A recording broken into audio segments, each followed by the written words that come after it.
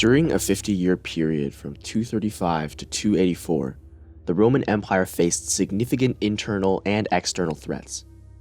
These threats, which included foreign invasions, civil wars, economic collapse, and environmental disaster, brought the Roman world to its breaking point. Rome came very close to its total destruction. If you want to talk about the fall of Rome, you have to start here, during the 3rd century.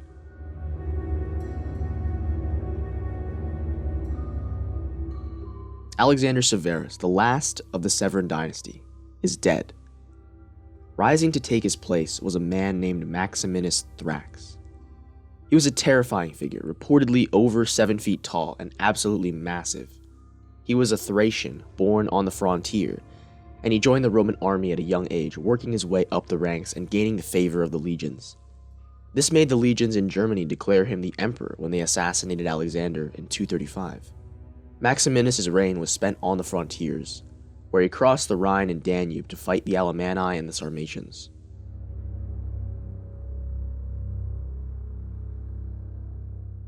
However, he was not popular across the empire, and 3 days later, a revolt in Africa, which was led by Gordian I and his son Gordian II, occupied the city of Carthage. They were quickly defeated by an army friendly to Maximinus, and both of them ended up dead. Maximinus marched on Rome after this, realizing he needed to secure his legitimacy. In Rome, the Senate declared 2 rich senators, Pupienus and Balbinus, as emperors. They also elevated Gordian III, the 13-year-old son of Gordian II, to the rank of junior emperor. Maximinus was assassinated in May by his impatient troops as they suffered trying to besiege the fortress city of Aquileia. It took only a couple more months of unrest and riots in Rome for the Praetorian Guard to kill Pupienus and Balbinus, leaving the young Gordian III as the sole emperor. By the way, if you were keeping count, this was called the Year of the 6 Emperors. First 4, then 5, and now 6. Seems like things changed pretty fast within a period of a few months. The old imperial lineage was completely wiped out, leaving some random child from North Africa as the sole emperor of Rome. Gordian was completely powerless and was a puppet of the Praetorian Guard. A good metaphor for how weak the imperial office had become. In 244, Gordian decided to go east and launch a campaign against the Sassanid Persians, who had attempted to invade Syria the previous year. However, he was defeated in battle and either died in the fighting or was killed by his soldiers as they retreated in disappointment. Replacing him was Gordian's former Praetorian prefect, Philip the Arab. In Philip, the ambitions of Sejanus, Cleander, and every other ambitious prefect of the guard was fulfilled. The Praetorian Guard had become so powerful that they managed to place one of their own leaders on the Roman throne. Philip made peace with Persia and returned to Rome. This peace involved a massive tribute payment. On top of this, the army demanded massive bonus payments. To fund all these expenses, Philip raised the tax rates and cut off his tribute payments to the tribes across the Danube. He also spent much of his reign campaigning on the frontiers, strengthening the border defenses and repelling a massive raid by the Carpi into Thrace.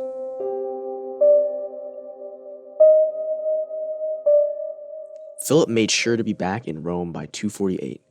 He had something very important to attend to, Rome's 1,000-year anniversary. The celebrations were wild, the most lavish that Rome had ever seen. Gladiatorial games, parades, theatrical shows, parties through the night. It was a momentous date. 1,000 years of Roman history.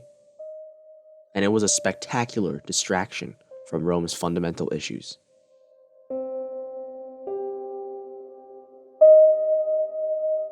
Just a year later, Philip's high tax rates led legions to revolt across the empire. On the Danube frontier, the legions revolted and ended up allowing the Goths to launch a massive invasion into Thrace. German tribes simultaneously invaded Pannonia. Various usurpers rose in other places, meeting with limited success, but paralyzing Roman administration. Notably, riots in Egypt were threatening the grain supply to Italy, making the people go hungry and making Philip very unpopular.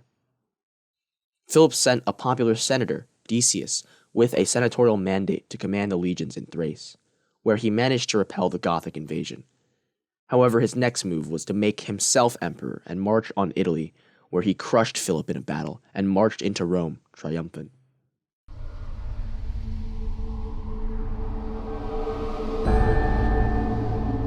The problem with this was that Decius took his army off the frontier to make himself emperor, and the Goths went right back to their raiding and invading when he left. Decius, after persecuting some Christians and making his son a co-emperor, marched to the frontier to face the Goths. What followed was one of Rome's worst military disasters. Decius and his son Herennius stumbled into a trap against the Goths, resulting in their army being annihilated and both of them being killed in battle. This won them both the dubious distinction of being the first Roman emperors to die in battle against enemies of Rome. In the aftermath of this battle, Trebonianus Gallus was made emperor by the remaining legions on the Danube. Gallus elevated Decius' other son Hostilian to co-emperor as a way of paying lip service to the imperial lineage, but Hostilian disappears from the historical records soon after.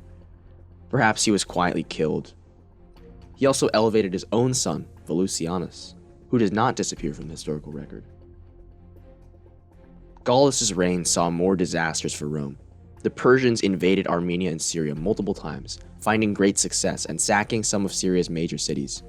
Before Gallus could do anything, an independent military figure from Emesa managed to drive the Persians away. On the Danube frontier, more invasions from foreign tribes were driven off by the local governor Aemilian, but not before they devastated Moesia. Aemilian was declared emperor by his army after his victory, and he marched on Rome, taking over and leaving Gallus and his son dead. Gallus' troops in Italy had defected to Aemilian without a fight. Aemilian didn't even last a month though, because Valerian marched down from the Rhine with the formidable German legions, and all of Aemilian's legions defected again, killing him and declaring Valerian the emperor without a fight. At this point, some stability returned. Valerian split the rule of the empire with his son Gallienus, giving him rule of the west while he went to deal with issues in the east. This was a smart idea, splitting the responsibility of the empire to allow for more efficient government. Unfortunately, it would not pay off.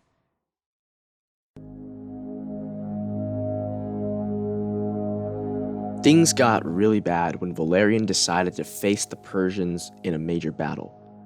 In 260, he marched out from Syria with an army of 70,000 soldiers to attack the Persians, but he was decisively defeated outside the gates of Edessa. His army was surrounded and he was taken captive. He was hauled back to the Persian capital as a slave, and eventually died as a prisoner of the Persian Shah. Apparently, he was used as a footstool for the Shah before he died. He was the first Roman emperor to die in enemy captivity. At this point, the Roman world had been pushed to its absolute limits. In the aftermath of Valerian's death, the empire fragmented into three parts. In the west, a usurper named Postumus became popular due to his success with fighting the Germans, and in the east, a king from the city of Palmyra decisively defeated the Persians and came to rule much of the eastern provinces. Both of these empires were basically independent from central Roman authority.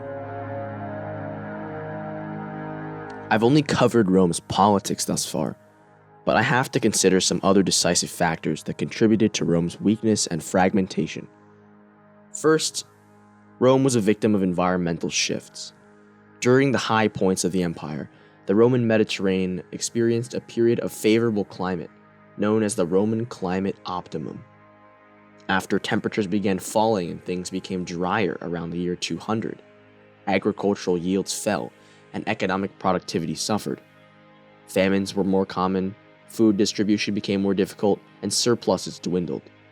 The population fell and the overall quality of life across the empire declined. This played a major role in Rome's economic issues during this period, leaving Rome more vulnerable to foreign attacks. Second, Rome's political instability resulted in a decline in economic connections. The peace and stability of the empire's high points facilitated long-distance trade within the Roman world. With usurpers and foreign invaders constantly threatening the safety of trade, both the scale and volume of trade and exchange severely declined during this period. Production and consumption became much more localized. Large landowners and cities increasingly had to be economically independent. This, combined with the millions of free people who made themselves tenant farmers for economic security, laid the groundwork for the decentralized economic and political systems of feudalism. Third, Rome's central authority lost a lot of trust during this period.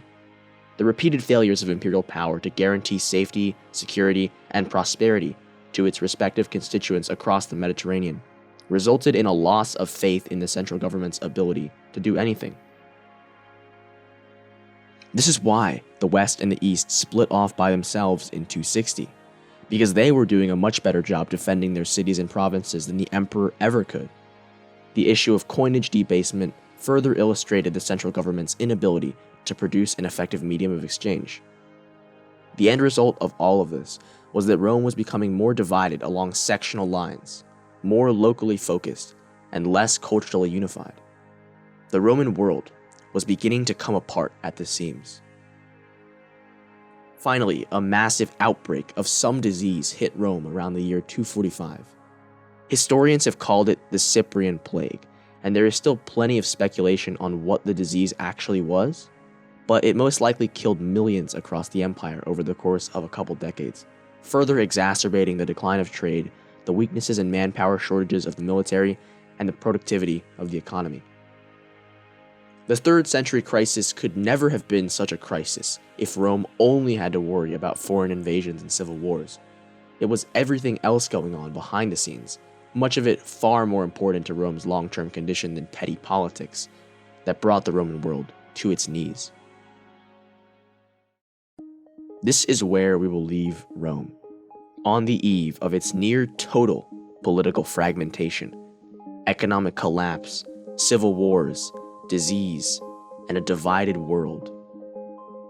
Next time, we'll look at how Rome managed to come back from the brink of destruction.